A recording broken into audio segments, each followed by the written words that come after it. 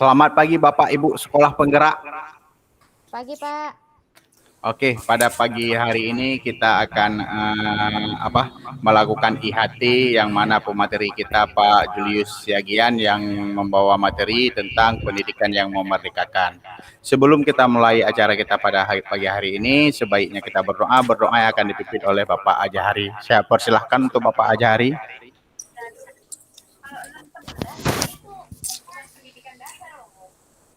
Baik Bapak Ibu, sebelum kita memulai pada pagi hari ini, marilah kita berdoa menurut agama dan kepercayaan kita masing-masing supaya acara kita berlancar dari mulai sampai berakhirnya. Berdoa dimulai.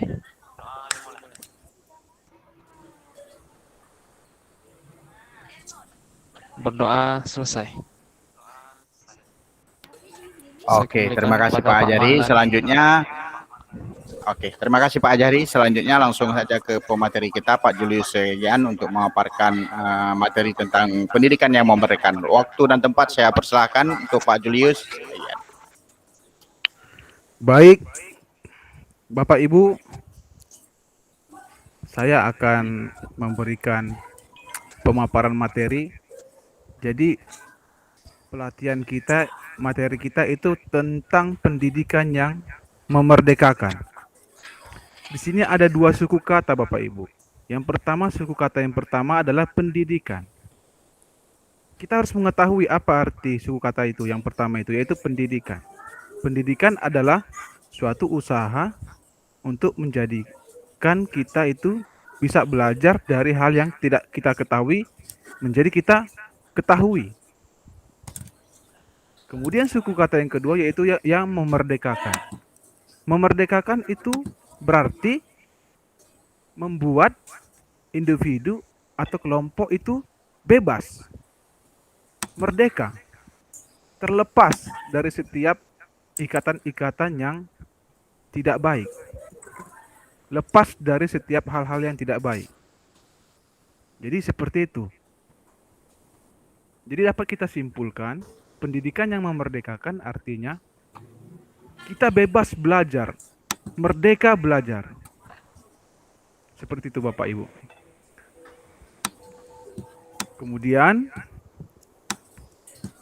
pendidikan yang memerdekakan adalah pendidikan yang merdeka. Proses dan merdeka pula produknya. Dengan kata lain, diperlukan cara-cara pendidikan yang memerdekakan yang dapat menghasilkan manusia merdeka yang menjadikan manusia itu seutuhnya sesuai dengan karakter bangsa Indonesia. Kemudian Bapak Ibu, kalau kita sebagai bangsa Indonesia, kita itu memiliki filosofi pendidikan yang sudah ditentukan oleh pejuang-pejuang bangsa kita yang terdahulu. Seperti Bapak pendidikan kita Ki Hajar Dewantara.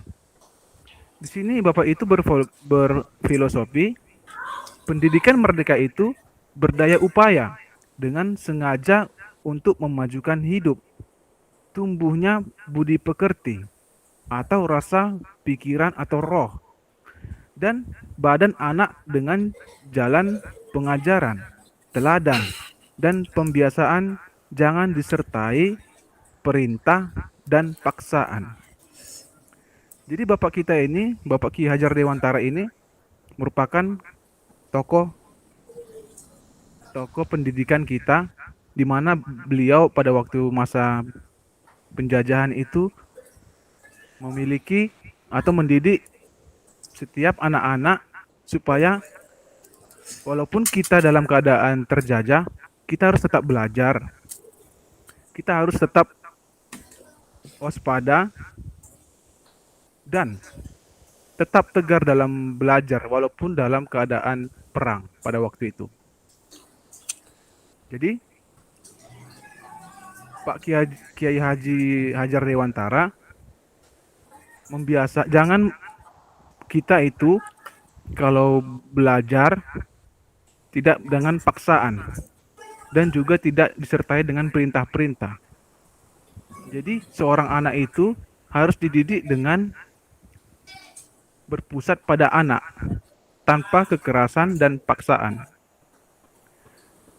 Kemudian yang menjadi implikasi untuk sekolah penggerak yang akan dilakukan kepada sekolah kita masing-masing itu akan menghasilkan 6 profil atau 6 aspek profil pelajar Pancasila, Bapak Ibu. Jadi harapannya ke depan, peserta didik kita itu memiliki basic atau dasar 6 profil pelajar Pancasila. Yang pertama itu beriman, bertakwa kepada Tuhan Yang Maha Esa, dan berakhlak mulia. Jadi peserta didik itu memiliki karakter beriman. Ada hubungan antara dirinya dengan Tuhan, harmonis dengan Tuhan Yang Maha Esa. Kemudian ada pembaruan akhlak.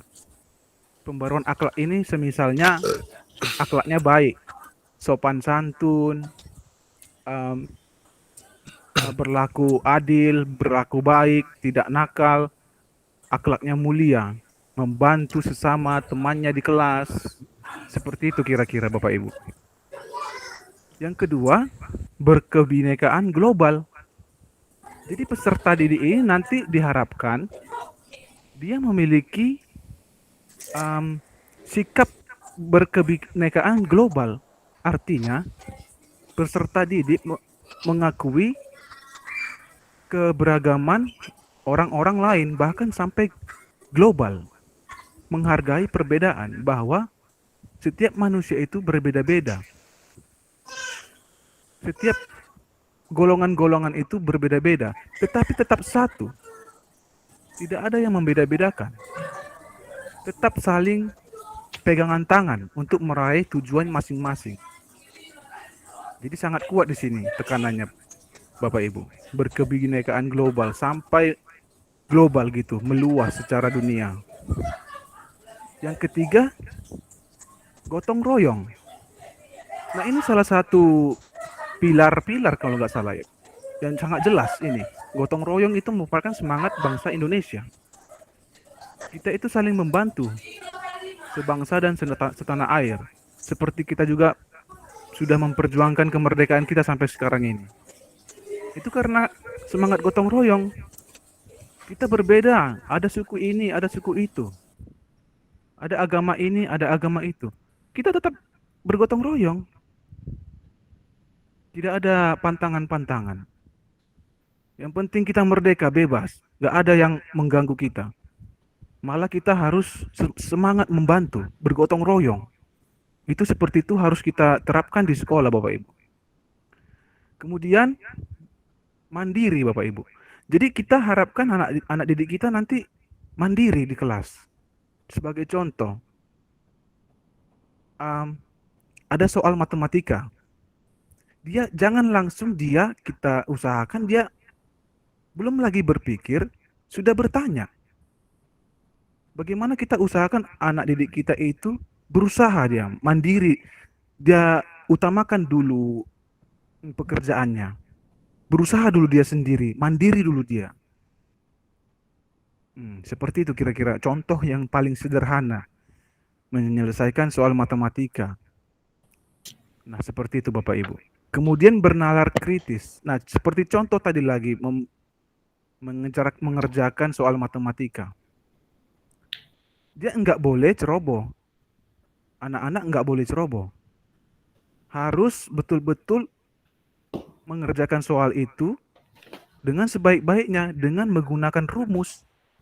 Tidak boleh dia menjawab asal-asalan, harus menggunakan bernalar kritis.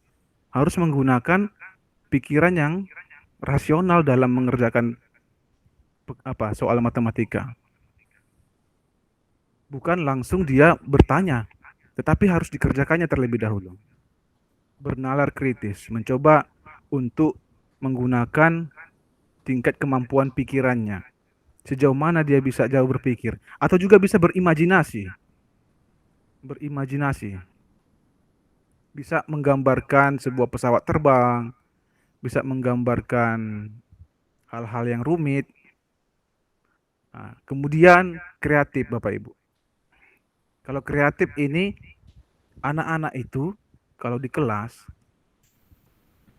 dia bisa menghasilkan produk. yang tidak diduganya. Contoh, kreatif. Pada saat kerajinan, SBD seni budaya ya, seni budaya. Dia mengumpulkan sebuah em, kertas, misalnya kertas karton. Dia mau membentuk bola bulat dari kertas karton. Ternyata dia membawa gunting. Kemudian digunting-guntingnya lah itu kertas karton sehingga membuat renda-renda yang indah untuk ditempelkan di tempat tertentu, misalnya di meja.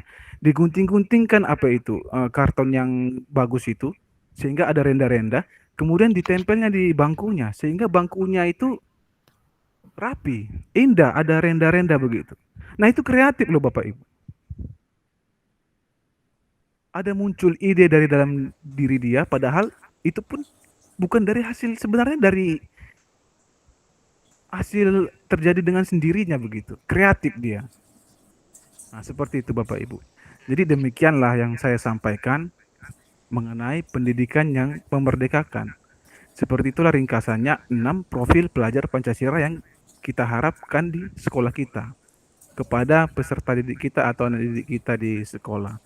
Terima kasih Bapak Ibu, semoga penjelasan yang diberikan itu cukup jelas. Selebihnya saya kembalikan kepada moderator.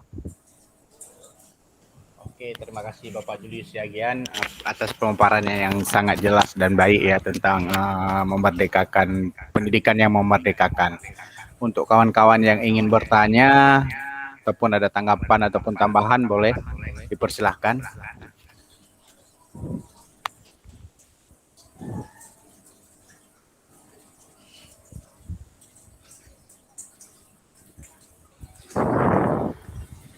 Kalau tidak ada, acara kita tutup sampai di sini aja. Saya kembalikan ke sebelum kita tutup acara, kita akan berdoa dulu yang akan dibacakan oleh Bapak Azhari.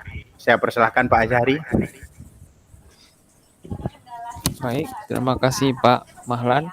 Untuk menutup acara kita pada pagi hari ini, mari kita berdoa menurut agama dan kepercayaan kita masing-masing. Berdoa dimulai.